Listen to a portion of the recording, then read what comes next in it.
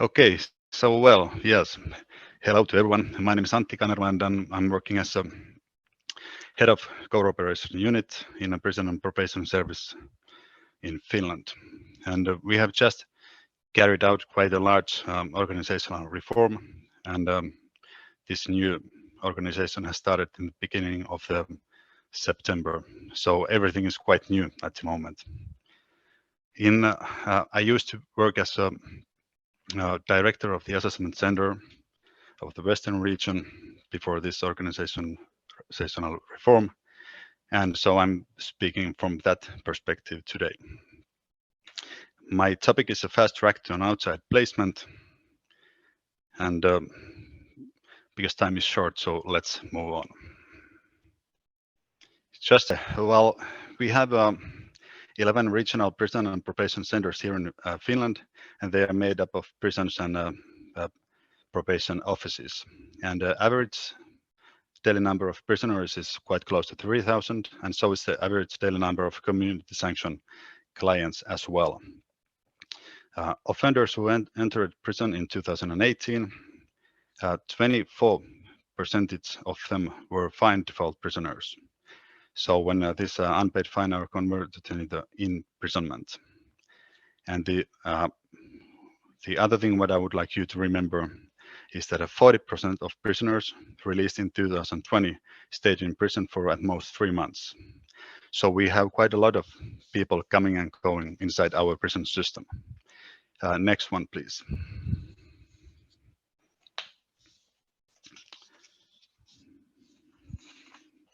Yeah, this is just to convince you that we really have a lot of these short-term prisoners in our system, and we can take a look to the next one. Yes. Now I'm sorry, but I think that did we skip one slide before that statistic?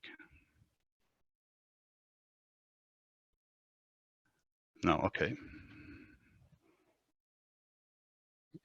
Yes, and then the next one.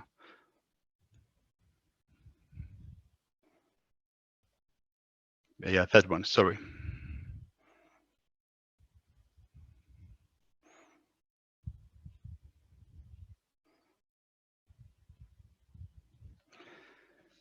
Okay, there should be a dia which is topic is prisoner places in Finland, but I will continue from that point in every case. So client assessment center is in the charge of the placement of prisoners and the assessment process itself. And we have in Finland 15 closed prisons and 13 open institutions. And the total number of prisoner places is quite close to 3,000. And if we will compare these numbers to the numbers in the Western region, we can see that in the Western region, we had 5 closed prisons and 5 open institutions. And the total number of prisoner places was in 1st of March 2022, 964. And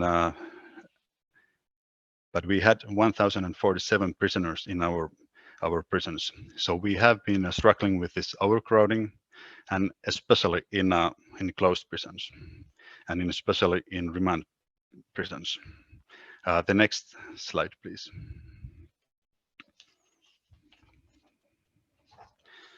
Okay, a few words about our sanctions. We have alternative sanctions to unconditional imprisonment, and we also have alternatives to this remand imprisonment. These new alternatives for remand imprisonment are intensified travel ban and home arrest, but those numbers are still quite low, and they don't have really like a significant effect on our total number of prisoners. Next slide, please. Okay, so then what are our solutions and what we have been doing?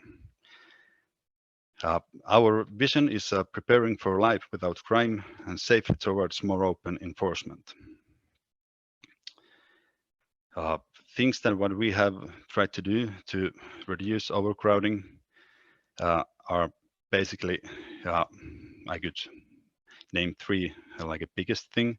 And the first one is this placement thing that a prisoner can go straight from freedom to the open institutions. And according to the Imprisonment Act,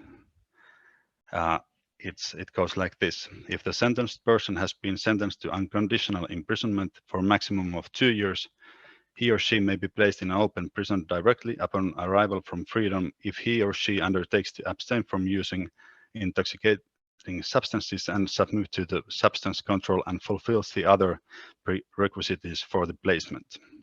And this process we have tried to strengthen in different ways that convicts from directly from freedom and prisoners from closed prisons, that they would move quite fast from these closed prisons to the open institution. We have matching services to their needs, and we have been building different kind of structures that we can that these placements will succeed well. Then the other point what I would like to mention is this supervised probationary freedom or probationary liberty under supervision, the other name. And according to the law, on certain conditions, the prisoner may be placed outside the prison if in probationary liberty under supervision, effected by technical and other means for at most 6 months before conditional release or the release from serving the entire sentence.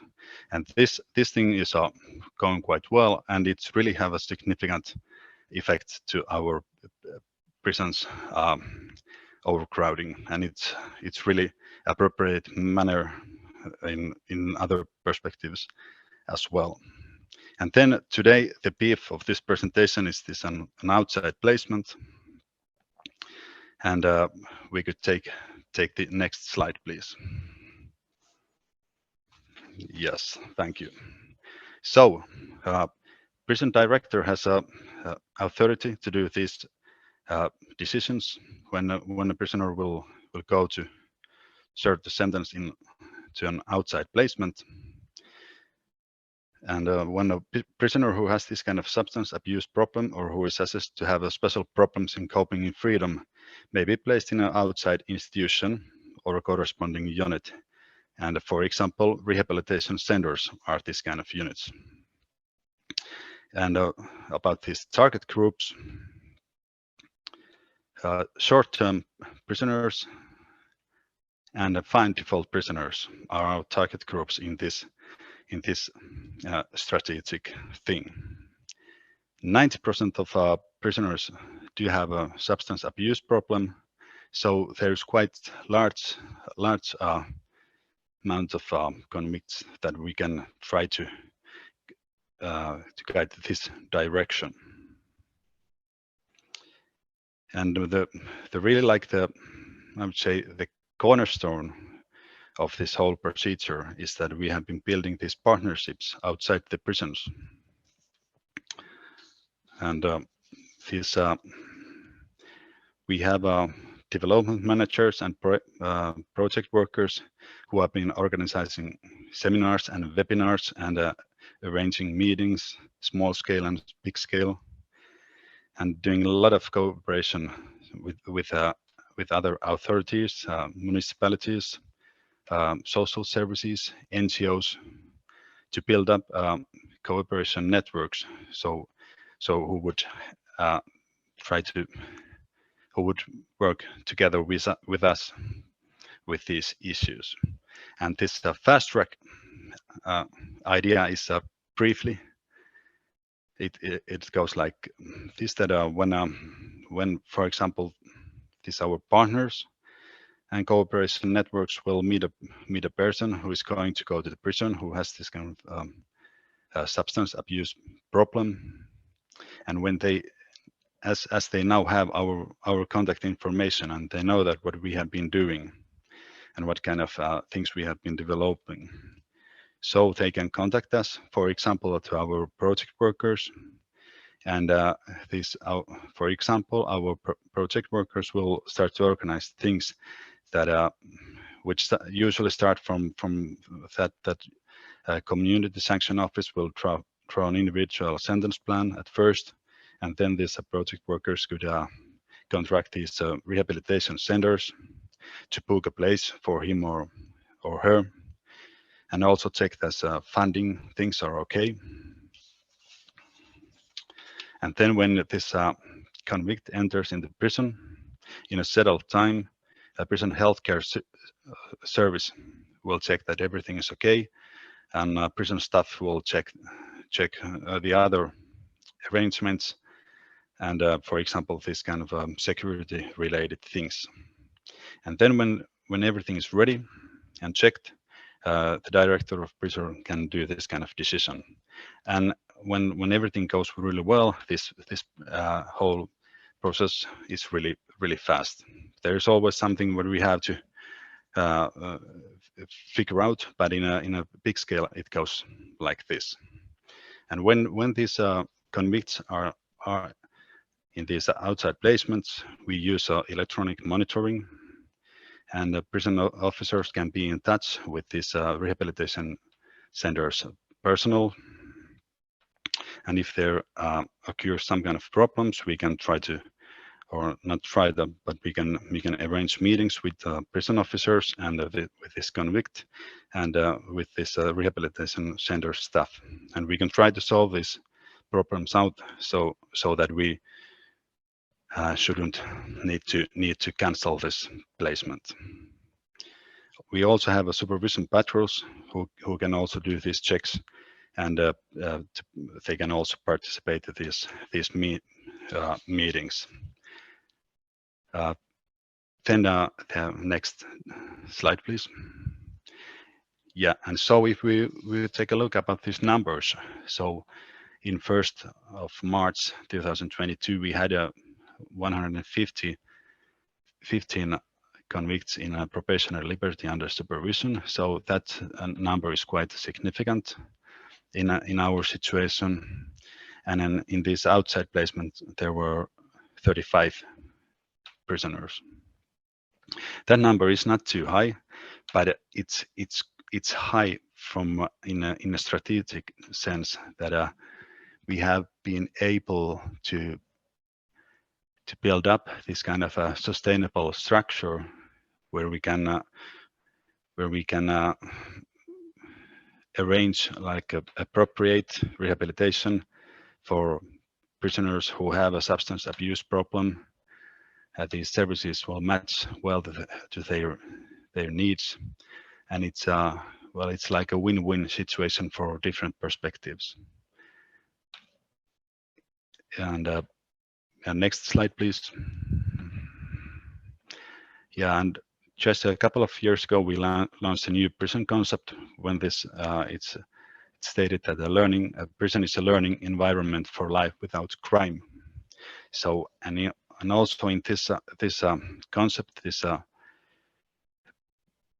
building these networks with society and outside the prison, it's really like a key thing. And yeah, unfortunately I don't know how much I used time, but I tried to be quick. So this is the end of this my presentation. Sorry for these things in the beginning, but thank you for listening. Thank you so much, Antti.